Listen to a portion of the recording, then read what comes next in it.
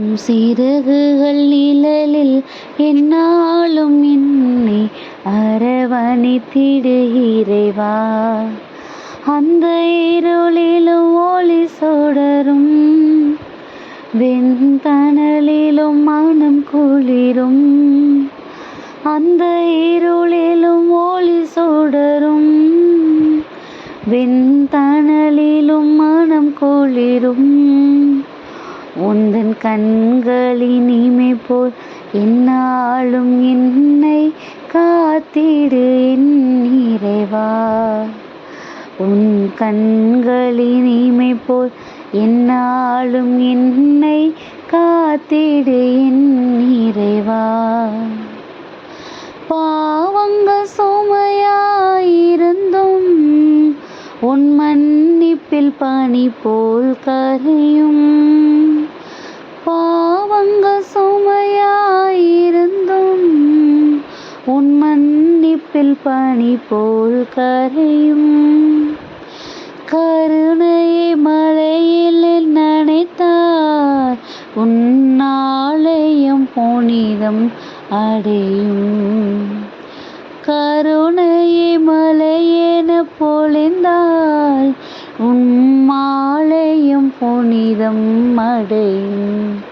உன் சிறகுகள் நிழலில் என்னாலும் என்னை அரவணைத்திடு இறைவா. ஹாய் குட்டீஸ், எல்லோரும் எப்படி இருக்கிறீங்க? நல்லா இருக்கீங்களா? ஹாப்பியாக இருக்கீங்களா குட்டீஸ்? நம்ம எல்லோரும் யாருடைய அரவணைப்பில், யாரோடைய நிழலில் நம்ம இருந்துகிட்ருக்குறோம்? நம்ம ஏசப்பாவோடைய நிழலில் இருந்துகிட்ருக்கோம்.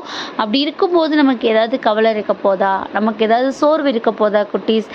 எல்லாமே அவருடைய கருத்துக்குள்ளே தானே இருக்குது. அப்படி தானே நம்ம ஒரு கொஷின் பேப்பருக்கு நம்ம டெஸ்ட் எழுதுகிறோன்னு வச்சுக்கோங்களேன். அந்த கொஷின் பேப்பரை எடுத்தவங்களே, ஆன்சர் கீ எடுத்தவங்களே உங்கள் பக்கத்தில் உட்காந்துருக்காங்க அப்படிங்கிறபோது அதில் இருக்கிற இதை குறித்தா நம்ம இது பாசிபிள் இல்லைனாலும் கூட நமக்கு கொஷின் பேப்பரில் இருக்கிற ஆன்சர் சொல்லித்தர மாட்டாங்க நம்ம எக்ஸாம் எழுதும்போது. அதே தானே நம்ம லைஃப்லேயே நடக்குது. நம்ம லைஃப்பில் இப்போது என்ன நடந்துட்டு இருக்குதுன்னே நமக்கு சில பேருக்கு புரியவே புரியாது. ரொம்ப மண்டை குழப்பமாக இருக்கும். அப்படி தானே குட்டீஸ்? ஆனாலும் கூட அது ஒரு எக்ஸாம் மாதிரி தான். அந்த எக்ஸாமுக்கு நமக்கு விட தெரியுதோ இல்லையோ, நமக்கு தெரிஞ்ச விடையை எழுதி வச்சுட்டு வரணும்னு தான் நம்ம நினைப்போம். அப்படி தானே குட்டீஸில் விட்டுட்டு வரணும்னு நினைப்போம். அப்படி தானே? ஆனால் எப்படி வந்தாலும் கூட அதுக்கான ஒரு ஆன்சர் கீ, அதுக்கான ஒரு பதில் நம்ம கொஷின் பேப்பருக்காக, நம்ம எழுதுகிற கொஷின் பேப்பருக்காக அவர் ஒன்று வச்சுருக்காரு பார்த்தீங்களா? அதுதான் நடக்கும். அது மட்டும்தான் நம்ம லைஃப்பில் எப்பயுமே நடக்கும். நம்ம என்ன எழுதிட்டு வந்தாலும் அது சரியாக தப்பாக நமக்கு தெரியாது. அவர் நமக்காக ஒரு ஆன்சர் கீ வச்சுருப்பார் பாருங்களேன். அதுதான் நம்ம லைஃப்பில் எப்பயுமே நிரந்தரமாக இருக்கும். இன்றைக்கி ஒரு சூப்பரான ஒரு பாடல். இந்த பாடலை கேட்கும் போதே நம்ம எல்லாரும் அவருடைய அரவணைப்புக்குள்ளே இருக்கோம், அவருடைய செட்டைகளுக்குள்ளே இருக்கோம் அப்படிங்கிறத நம்ம ரொம்ப அருமையாக புரிஞ்சுக்க முடியும். அப்படி தானே குட்டீஸ்? ஏன்னா நம்மளுக்குள்ளே எவ்வளோ பாவம், நமக்குள்ளே எவ்வளோ போராட்டம், நமக்குள்ளே எவ்வளோ வன்மம் என்னெல்லாம் இருந்தாலும் கூட அட் த எண்டு நீ என் பிள்ளை, நான் ஒன்றை தான் தேடி வந்திருக்கேன் அப்படின்னு நம்மளை அரவணைச்சி தூக்கி அணைச்சி கொஞ்சுகிற தேவன் நம்ம கூட இருக்கிறாங்க. நம்ம எல்லாருக்குமே தெரியும். அப்படி தானே? அந்த காணாமல் போன ஒரு ஆட்டுக்குட்டியை தேடி தான் அந்த மேய்ப்பன் என்ன பண்ணுவாங்களாம், மீதம் இருக்கிற 99 ஆடுகளையும் விட்டுருவாங்களாம். அவங்க அந்த காணாமல் போன ஒரு ஆடு, அது ரொம்ப சுட்டியாக இருக்க போய் தான் அது அத்தனையும் தாண்டி அது எங்கன்னா இருக்குது அங்கங்கன்னு எஸ்கேப் ஆகிட்டு. அப்படி தானே? அது அது அது அவ்வளோ நாட்டியாக இருந்தால் கூட அது அந்த மெய்ப்பனுக்கு பிடிச்சிருந்தனால மட்டும்தான் என்ன பண்ணுவாங்க, அந்த ஒன்றை பர்டிகுலராக தேடி கண்டுபிடிச்சிடணும் அப்படின்னு என்ன பண்ணுவாங்க, கண்டுபிடிச்சி அதை கண்ட உடனே அந்த மெய்ப்பனுக்கு அவ்வளோ ஒரு சந்தோஷம், அரவணைப்பு இருக்கும். அப்போது நம்ம எல்லாரும் அப்படி நம்ம எவ்வளோ நாட்டியாக இருந்தால் கூட, நம்ம எவ்வளோ அவருக்கு விரோதமாக, அவருக்கு எதிராக நம்ம நம்மளுடைய எண்ணங்களும் செயல்பாடும் இருந்தாலும் கூட நம்மளை ஏசப்பா விரும்புகிறாங்க. நம்மளை விடக்கூடாதுன்னு தேடி தேடி தேடி கண்டுபிடிச்சி அரவணைச்சு அவருடைய பாதையில் நம்மளை நடத்தணும் அப்படிங்கிறதுக்கு அவர் ரொம்ப ஆர்வமாக இருக்கிறாங்க. ஸோ அவருடைய செட்டிகர் நிழலில் நம்ம இருக்கிறத உணர்வோம்.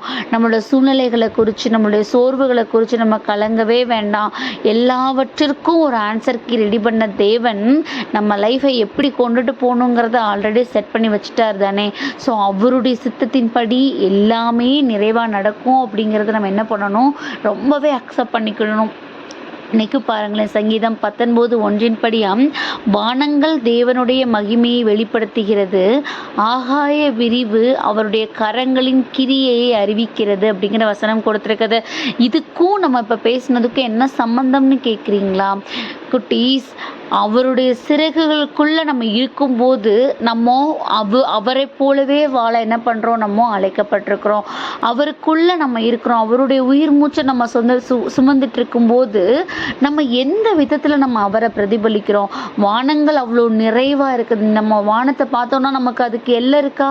எல்லையே கிடையாது, அதுக்கு ஸ்டாப்பே கிடையாது. அப்படி தானே குட்டீஸ்? அது பறந்து விரிஞ்சிருக்கும். அது எப்படியா அவருடைய மகிமையை, அவருடைய பிளெஸ்ஸிங்ஸை அது என்ன பண்ணுதான், வெளிப்படுத்துதான். அந்த அளவுக்கு நிரம்ப பிளெஸ்ஸிங்ஸ் ஏசப்பா நமக்கு கொடுக்கும்போது அவருடைய உயிர் மூச்சை சுமந்துட்டு இருக்கிற நாம அவருக்காக இல்லை, அவரை எந்த விதத்தில் நம்ம வெளியில் பிரதிபலிச்சிட்டு இருக்கிறோம்.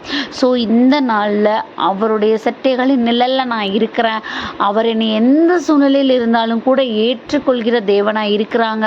ஸோ அவருடைய மகிமையை வெளிப்படுத்த, அவர் எனக்கு செய்த காரியங்களை எடுத்து சொல்கிறதுக்கு நான் எந்த விதத்துலையும் நான் தயங்கி போய் நின்றக்கூடாதுங்கிறதுல நம்ம என்ன பண்ணணும், ஸ்ட்ராங்காக உறுதி எடுத்து இப்போது நம்ம யோசிச்சுட்டு இருக்கிற சூழ்நிலையை கூட ஏசப்பா பார்த்துட்டு இருக்காருங்கிறத நம்ம மறக்காமல் நம்ம இருப்போம்.